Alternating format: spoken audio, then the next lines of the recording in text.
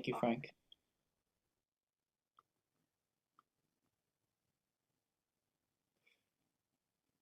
Can you see my screen okay?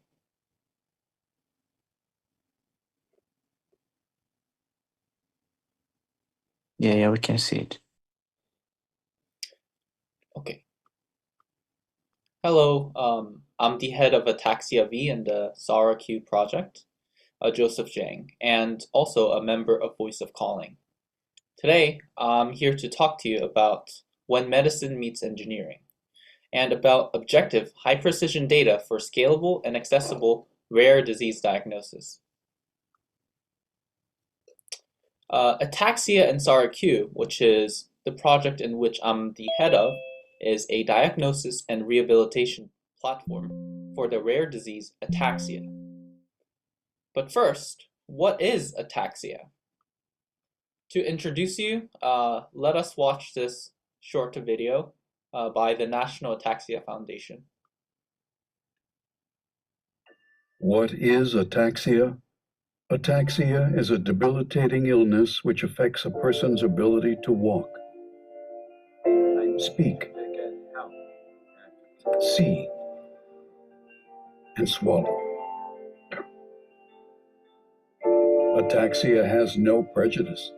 It affects both young and old, rich and poor, men and women. Ataxia can be inherited, but it can also affect someone who has no family history of the disease. Ataxia is life-altering, and many will lose their fight prematurely. Yet one of the most frustrating things about ataxia is that very few people have heard of it. So those that have ataxia spend a lot of time trying to explain what's wrong with them to everyone else. To learn more about ataxia, visit www.ataxia.org. To recap, ataxia is a condition that affects coordination, balance, and speech. But more specifically, it's a neurological symptom, one that appears in over 300 different conditions. Imagine trying to hold a pencil or walk across a room, and your body refuses to cooperate. That is the daily reality for patients with ataxia. Let us watch these two short videos that demonstrate a symptom of ataxia, which is the ataxic gait. This video demonstrates the ataxic gait pattern. This gait pattern is characterized by quite significant incoordination of the lower limbs, swaying of the body, and high risk for falls. Looking at the lower limbs, the last gait I'm going to demonstrate is the ataxic gait. In the ataxic gait, the patient has difficulty in balance, posterior to jerk sideways, and the patient then has to catch themselves.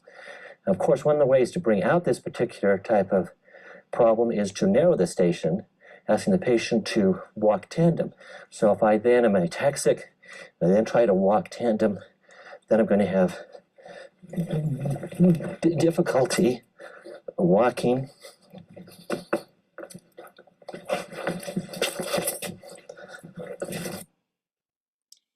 And there are many different causes, and some are genetic, like spinocerebellar ataxia or Friedreich's ataxia, and others can develop later in life due to a stroke, head injury, or even alcohol abuse. What makes ataxia so challenging is that it's often progressive and irreversible. There is no cure. The best hope is early detection and consistent rehab to slow the progression. And that brings me to the heart of why we created this project. I want to briefly introduce you to someone we call Izzy. She is a young girl who was misdiagnosed multiple times before finally being told she had ataxia. And by that time, her condition had worsened, and the window for early intervention had closed. Izzy's story is not unique. There are thousands of her, thousands like her around the world. Let's take a look at the SARA test. The SARA test stands for the Scale of Assessment and Rating of Ataxia. It is the standardized protocol or the test that is most widely used to diagnose an ataxia, and it's currently the best tool that we have.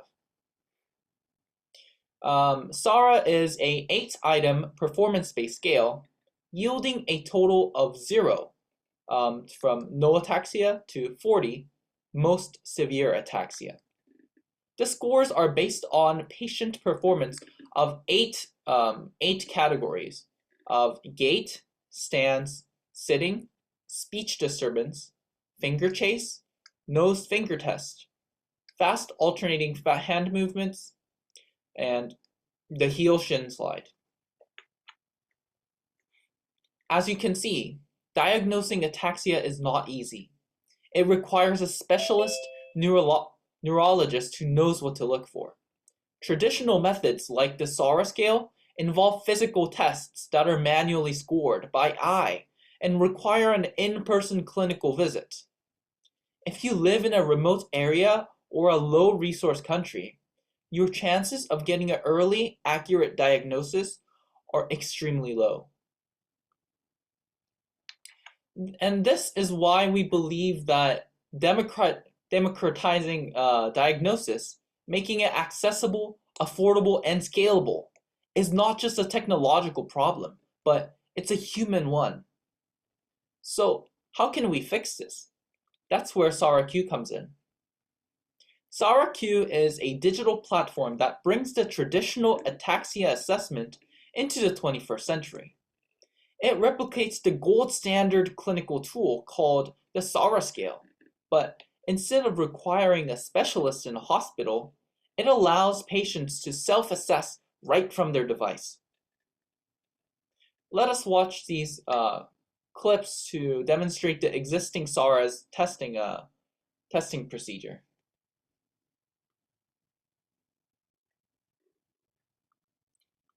This is one of the SARA assessment's tasks, which is called the finger chase. All right, Martin, so this is called the finger chase test. Basically, I'm going to measure kind of 50% of your outstretched arm, and all you're going to do is with your index finger, you're just going to follow my hand, okay? Understood? Okay. Perfect. So just have your arms outstretched. What was the question? Question. Do I bring my finger back to mine? No, that's a different one. Okay. It's all good. Okay, so about here, good. So now you can just kind of follow me. 3, 2, 1, go.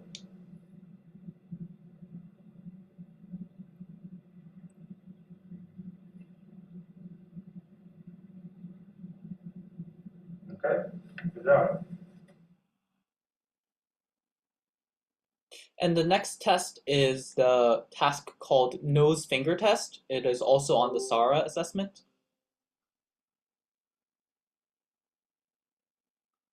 So I can measure about 90% of that range. And all you're going to do is use your index finger and point from your nose to my finger that's right here. And we're going to do that 5 times. Okay? Okay. All right. That's strange. 90%. Okay, good. And ready? Go.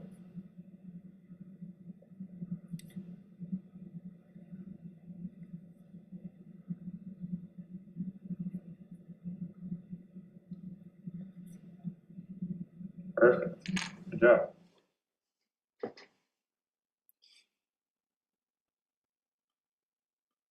As you can see, it is very subjective up to the examiner what the score is given. Using a smartphone, tablet, or a computer with a camera, users complete a series of simple upper limb movement tests, like reaching forwards or performing fast alternating hand motions, if they want to use SARA-Q. While the patient performs these movements, our platform captures the data using computer vision. Then, our solution analyzes these patterns and scores them, following the same criteria a trained specialist would use in person.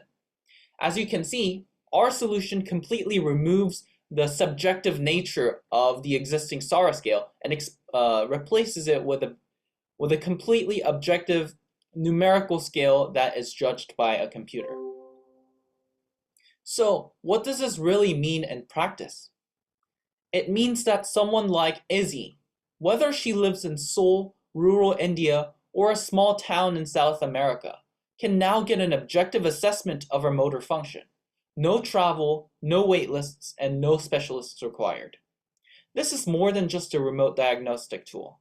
It's a bridge between patients and care, no matter where they are. And we built SARA-Q with accessibility in mind from the ground up. The interface is very simple, and the instructions are very clear.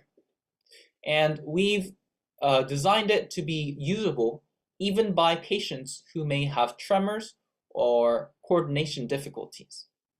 Our goal wasn't just to digitize the SARA scale. It was to reimagine it for a world where equitable access to care is non-negotiable. Let's take a moment to peek under the hood and talk about the technology that powers SARA-Q, an enhanced assessment system built on the SARA for the assessment and rating of ataxia. From a user's perspective, it's really quite simple. Open the app or the website and follow the instructions and perform a finger-to-nose test on a touchscreen. But behind the scenes, there's engineering making it all work. Instead of relying on subjective observations, SARA-Q uses the touchscreen to precisely track finger movements, accurate to 1/100th of a centimeter.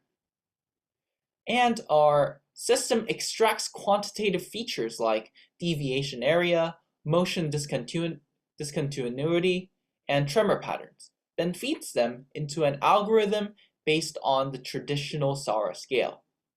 And the result? An automatic, objective score that aligns closely with clinical evaluations and all delivered in seconds. And because SARA-Q is fully digital, the assessments are consistent, repeatable, and remotely accessible. At its core, SARA-Q isn't just a smarter diagnostic tool. It's a more reliable and accessible one, designed to bring clarity and consistency to ataxia care. So far, we've talked about diagnosis through SARA-Q. But once ataxia is identified, then what happens next? The answer is long-term rehabilitation. It's the only known way to maintain or improve motor function, especially in children, where the nervous system is still developing. But traditional rehab can be incredibly limiting. Kids only get access to therapy once or twice a week. The exercises are repetitive and not always engaging or fun. And for children in rural areas, just getting to a clinic can be incredibly challenging. And that's why we created Ataxia. Let us watch this short YouTube video that recaps the essence of Ataxia, AtaxiaV. Introducing AtaxiaV.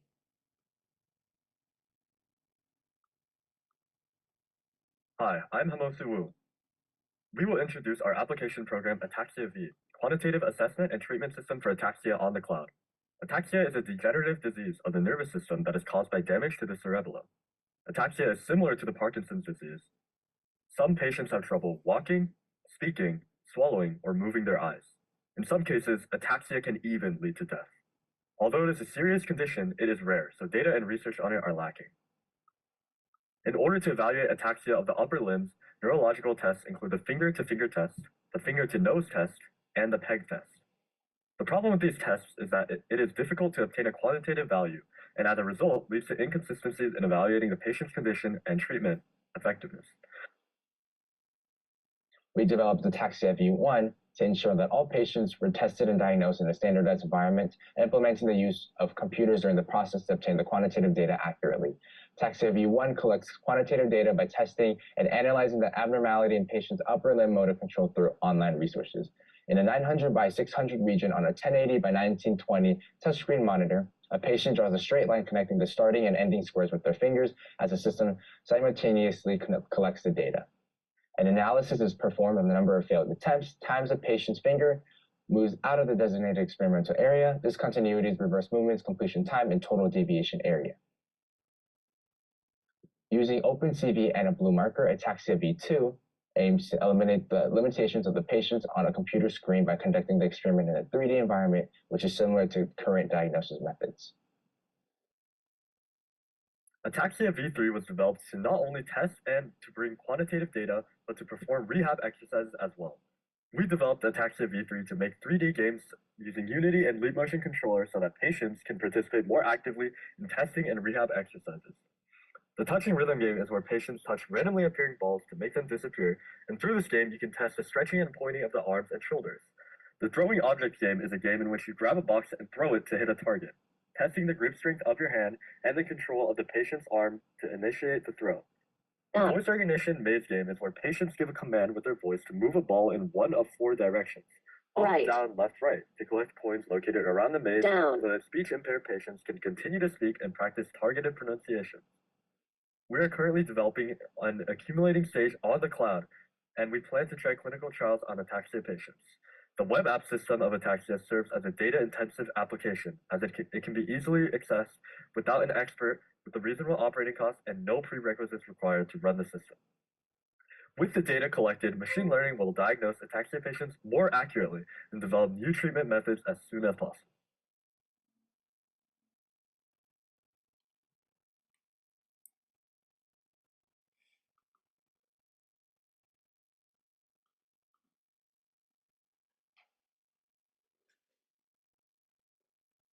To recap, AtaxiaV is a 3D interactive virtual environment for upper limb rehabilitation, designed specifically for children in mind. It transforms physical therapy into a playful, immersive experience. Imagine a child reaching up to pop virtual balloons, or slicing a fruit mid-air using precise hand gestures. While they're playing, Ataxia is doing 2 things in the background. First, it's tracking their movements in real time using a webcam-based motion tracking. And second, it's analyzing their performance, measuring range, speed, and accuracy of motion, so that we can monitor improvement over time. And that's just the power of AtaxiaV. It's not just rehab, it's joy disguised as progress. So far I've shown you how SARA-Q works, but you might be wondering, how is it performing in the real world? And we're proud to share that SARA-Q has already been piloted in a clinical study at a Korean university with a group of patients diagnosed with cerebellar ataxia. The study focused on comparing SARA-Q's automated scoring against traditional assessment, and the results were encouraging. The system showed high consistency with neurologist ratings, and participants appreciated the simple, intuitive interface. SARA-Q was also recognized on the global stage through MIT Solve, where it was named a top 5 finalist in the Rare Disease Challenge.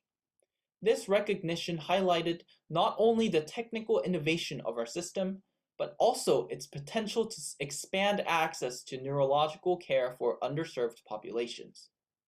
These milestones reinforce our belief that SARA-Q can make a meaningful impact, not just a diagnostic tool, but as a step forward towards more equitable, data-driven, and scalable care for people living with rare neurological conditions. So where do we go from here? What if the technology behind SARA-Q and AtaxiaV could do more than assess and support individuals with ataxia? What if it could detect other conditions too? That's the question we've been asking ourselves, because as we continue to collect thousands of data points from users performing motor tasks, from precise touchscreen gestures to webcam-based upper limb movements, we're building something even more powerful than a single-purpose tool. We're building a dataset that speaks a universal language of movement. This opens the door to an exciting new frontier, an AI model trained not just to detect ataxia, but to identify early stages of a range of physical and neurodegenerative disorders, from Parkinson's diseases to ALS to multiple sclerosis. Let's unpack what that means. Each user interaction with SARA-Q and AtaxiaV generates high-resolution kinematic data: speed, rhythm, tremor frequency, and motion deviation. Individually, these features correspond to symptoms of ataxia, but in combination, they may also encode the early signals of other movement-related conditions. By training a large-scale multimodal AI model on this data, we can begin to identify subtle patterns that are invisible to the naked eye, but meaningful across diseases. Imagine an AI that could flag early indications of Parkinson's tremor long before formal diagnosis, ALS motor degeneration, even in its first stages, or multiple sclerosis where symptoms are still vague and scattered. This wouldn't replace specialists, it would empower them, providing an early warning system that prompts faster referrals, more accurate differentials, and earlier treatment. And just like SARA-Q, this system would live inside devices patients already use. It would be accessible, low cost, and deployable anywhere on the internet. And we're already laying out the groundwork. Our data pipeline is designed to support continuous learning. Our data assessments are modular and scalable. And our platform is privacy first, meaning it's built with strong ethical frameworks around data security and informed consent. But we don't want to stop there. We envision a global AI movement screen, one that learns across borders, across languages, and across conditions. And this is not just the next feature of SARA-Q or AtaxiaV, but it's the evolution of both platforms into a shared digital health infrastructure for movement disorders. With every new user, the model gets smarter. With every new movement, we get closer to early diagnosis, more personalized rehab, and better outcomes for patients, regardless of where they live or what their diagnosis might be. Because in the end, it's not just about ataxia. Rather, it's about the millions of people around the world whose condition remains undetected or misunderstood, just because the tools to see them simply don't exist yet. One of the best ways to show that you really believe in your product is to anticipate the hard questions. So, let me walk through a few we've gotten from judges and mentors in the past. First, how do you ensure SARA-Q is accurate and reliable? Great question.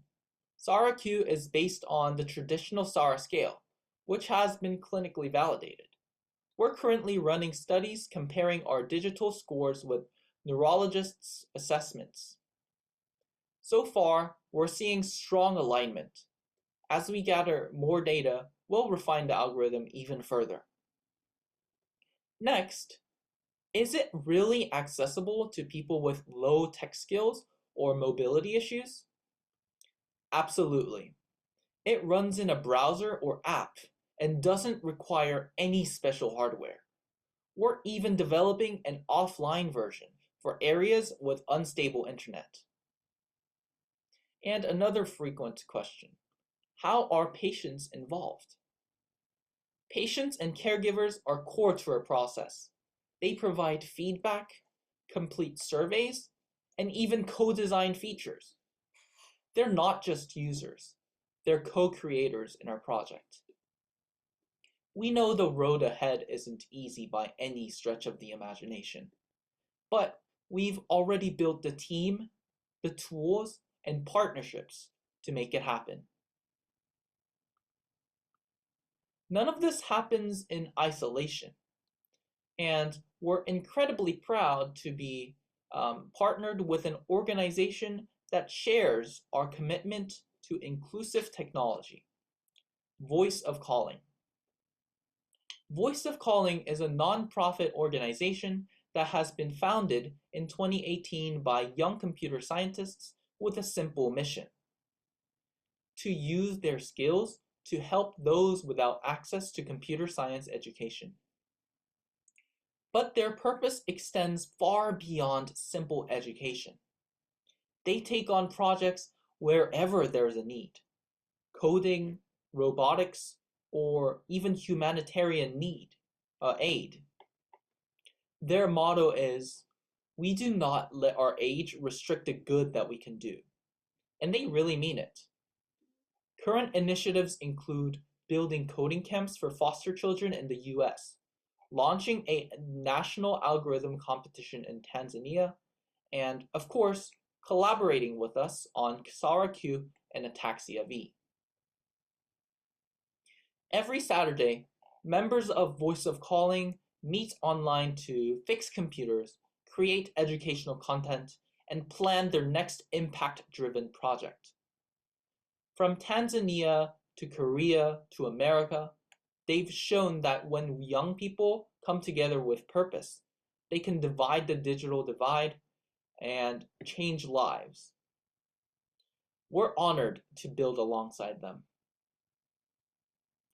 As we come to the end of the presentation, I want to return to why we started this project in the first place. For families dealing with ataxia, the hardest part often isn't even the treatment. It's the wait, the confusion, the misdiagnosis, the feelings of being unheard or unseen, simply because their condition is rare or hard to measure. With SARA-Q and AtaxiaV, we're hoping to build a new reality. One where diagnosis is faster, therapy is fun, and geography or income don't decide whether you get help. We believe that movement is a universal language, and we're building the tools to interpret it accurately, compassionately, and globally. If you're a developer, a healthcare innovator, a researcher, or even just someone who cares, we would love to talk. Join us in co-creating an even more inclusive digital health future. Help us make sure that no child, no family is left behind because they live too far from a specialist, or don't speak the right language, or don't know the right information. Because with your support, what started as a student project can become a movement. Thank you. And as an epilogue, medicine in and of itself is a remarkable and noble field. But when it intersects with technology and engineering, entirely new possibilities emerge. Diagnosis becomes faster and more precise. Accessibility expands in ways we never thought possible.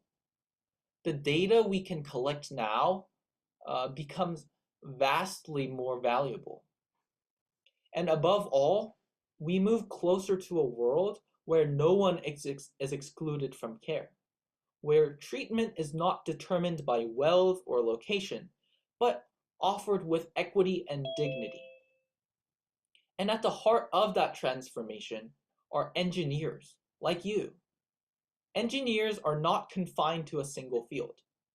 You have the power to collaborate with medicine, biology, education, the environment, and even art, bridging disciplines and breaking boundaries. There was a time when people believed only humans could create art, that emotion and creativity belonged solely to us. But now we see tools like ChatGPT composing music, painting pictures, and writing poetry that truly moves people. Technology is no longer just a problem solver. It's become something that touches the human spirit. The same is true for rare diseases. Their rarity once made them nearly invisible. Doctors could go an entire career without seeing a single patient. Researchers struggled to gather meaningful data. But when engineering enters the picture, rarity loses its grip. Now we can simulate, analyze, and collect thousands of data points from anywhere in the world. These conditions are no longer hidden in the shadows.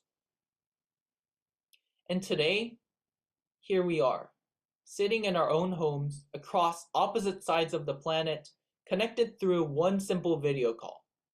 That alone is the proof of how far technology has brought us. To the young engineers of Tanzania, what you are learning is not just code. You are holding the key that connects all fields of knowledge, fairly, equally, and without barriers, to people and to the world. You are the generation that will build bridges between humanity and health, between justice and innovation, between creativity and care. This is not just a hackathon. This is the first step towards changing the world. You are the future of this world. And this world needs your ideas, your skills, and your sense of purpose. Thank you.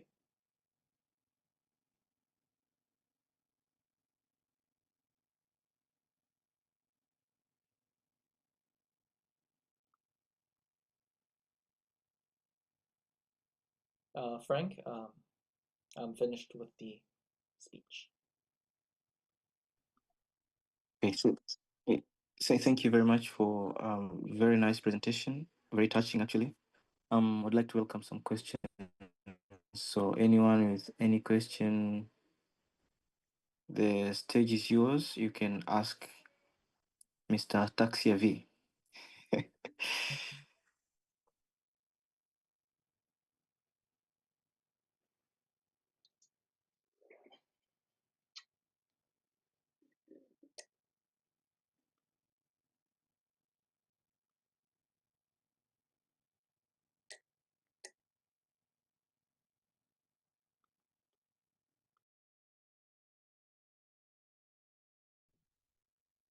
Hi everyone. Am I audible? Yes, we can hear you. Yeah, Mr. Joseph, thank you so much for a very wonderful presentation. And this got to fascinate me in such a way that I'm so interested in getting to engage more with you, since I want to declare interest that I work in the healthcare domain, and also looking into using AI to solve or bring solutions to a lot of problems. You know, Africa, we have a lot of problems, and it's my belief that through the use of leveraging the capacity of AI, it will help us solve a lot of problems. So my question is there any other problem have you thought of working on? I mean, the problem that is based on the healthcare, in the healthcare domain, you know, any other disease that you have thought of bringing solutions using AI? That is my question. Thank you. Yes, I understand. Currently, we are trying to target similar diseases to ataxia. So things like Parkinson's diseases, ALS, and cirrhosis. These things can be detected with similar metrics to ataxia, such as gait, posture, and speech. And that's why we believe that the information that SARA-Q and Ataxia collects can also be used to target such diseases using the power of AI. Thank you for such an insightful question. So another question would be, are you focusing only on diagnosing, or is there any, um, is there any other, are you also focusing on treating?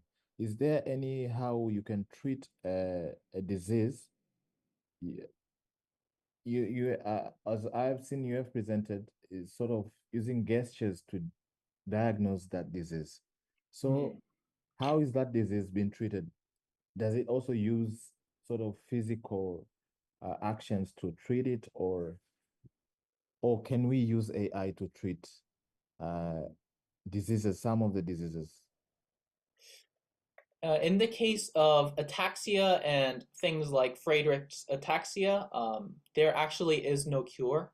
The best we can do is physical rehabilitation, and some of it can actually be simulated with AtaxiaV. Um, Obviously, for diseases where actual medication and such things are required, it would be very difficult to overcome physical limitations with AI. But in this case, we believe that some of the concerns of physical rehab can be overcome with AI.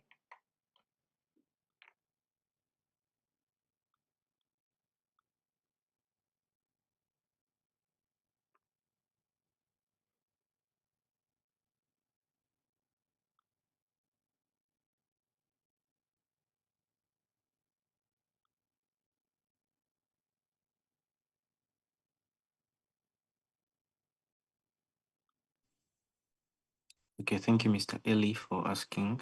Any other question, please?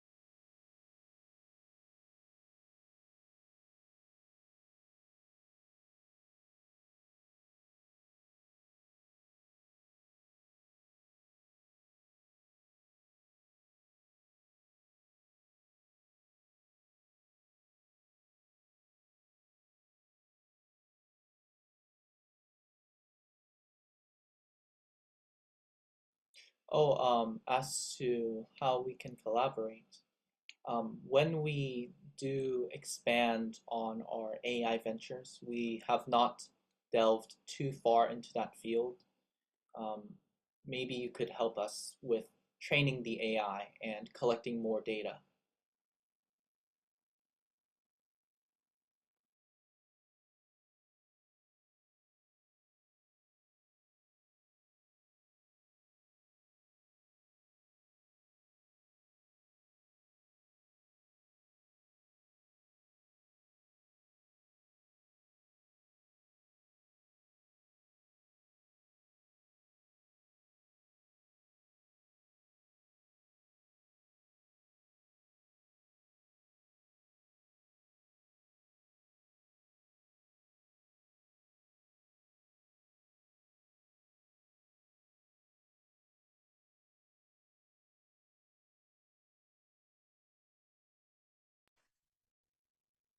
Okay, so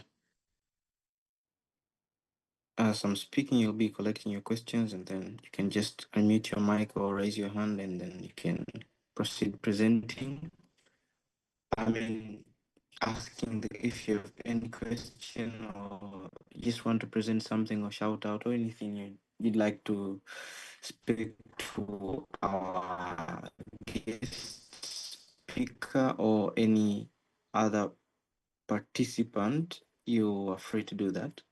So as we are in between our MVP development explanation or the best description of the product that you're building, or maybe the working prototype, this phase will end in between 17th and 19th. So there is this range of dates because from 17th to 19th, our judges will be judging your MVPs and see if you are qualified or you're not qualified to go to the next stage. So after this stage ends, then we'll start the general phase of business development We'll pass you guys through business development, how you can register your company, what you have to register during your first days of your startup. Maybe you need to register a corporate company, a private company, maybe a public corporate company. I don't know all those things. You'll be learning all the way. I'm the best registrations. So from our experience, we see this is very important for you guys to learn what exactly to register. Is it just for the start, a business name? And then as you grow, maybe as you scale up, you become sustainable, and then you go to a company, blah blah, equity and stuff like that. We also pass you through the marketing thing all the way, because marketing is very hard when it comes to startups these days, of course, and it's a very important part apart from product development. So thank you very much for participating in this event, this extended hackathon. We have a high hope that you guys will come up with matured startups in the end. Okay, any questions still? No one has raised any. Okay, anyway. So as I'm speaking, you can just raise your hand, or you can just unmute your mic and I'll stop and you can go and ask your questions. Yep. So we'll send you guys an update to your chat groups, WhatsApp chat groups, about the criteria for qualifying the MVP stage. After the MVP phase, after this phase ends, we'll be judging, as I told you. So we'll just share with you how you what do you have, what should you do, or what should you have to qualify to the next phase. Yeah, that's it. That's all. Any question you can ask? Any question you can ask? Any question?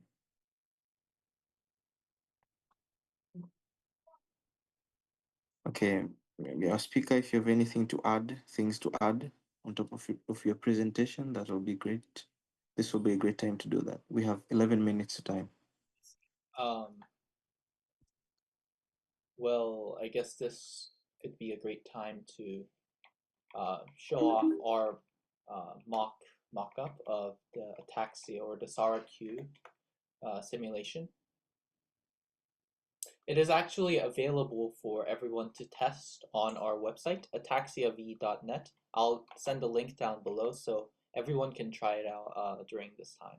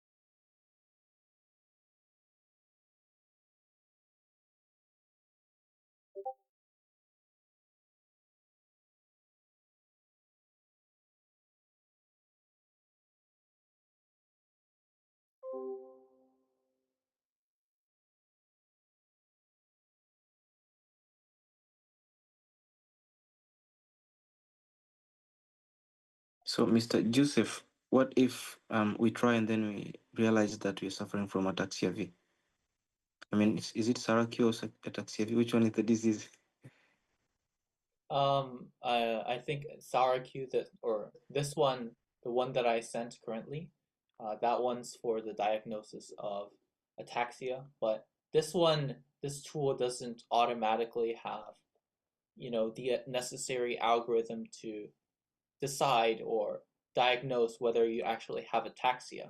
Rather, this is the primitive data collecting tool that is then fed into an algorithm that determines whether you have ataxia. Yeah, okay, so I think when it's done, I mean, the product development is done with the product itself. I think it will be great if you guys integrate that the algorithm that to detect whether you're sick or not. So maybe we are most of us are suffering from AtaxiaV and we never know if that disease existed.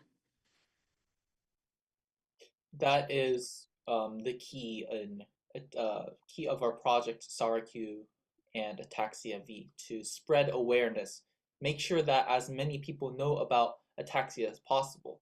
Even if our SARA-Q test does not reach the majority of the intended audience, even them just hearing about ataxia's existence and them having it somewhere in the back of their mind, that enough would be, AtaxiaV and SARA-Q doing their job.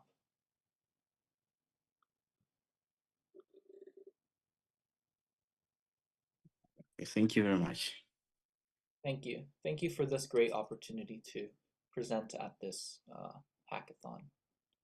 Okay, so I hope some still have questions to ask, so leave that room as you're testing. And it's a great opportunity for you guys to ask Joseph. Maybe after trying, maybe you try with the website, diagnose yourself. Maybe you're suffering from ataxia, and you'll ask him right now. Yeah, this will be a great opportunity to do that. Yes, I'm trying it myself. And I pray to God I'm not suffering from that.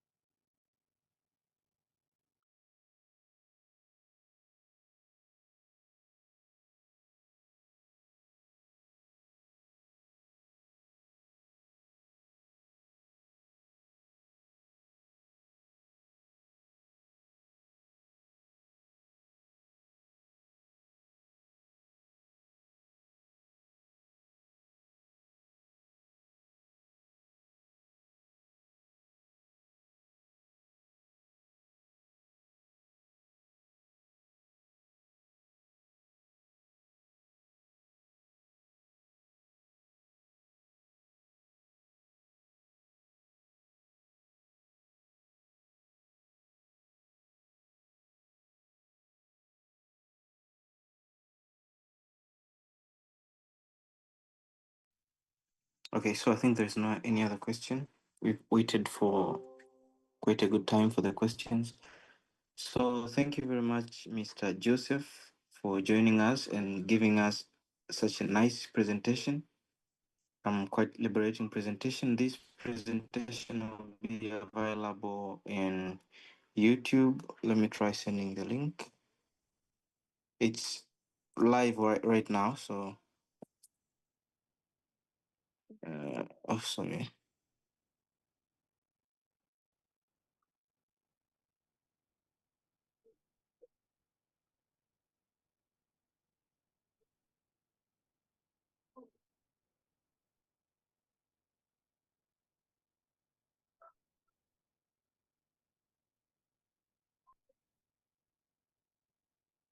Thank you, everyone, for listening to my presentation. Share the link.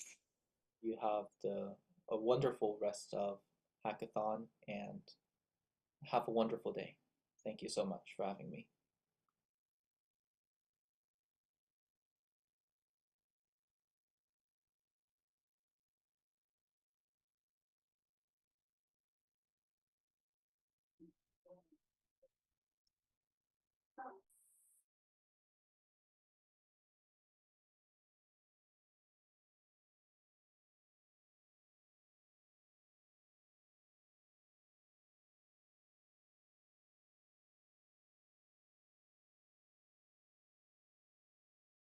Okay, I'm having trouble with my internet, so I was trying to copy the link, a YouTube link. So I'll share with you in WhatsApp group chat, so I'll be able to access it. We live streamed it, so anyone could access it, whether you could join through Zoom or via YouTube. So thank you very much for attending, and I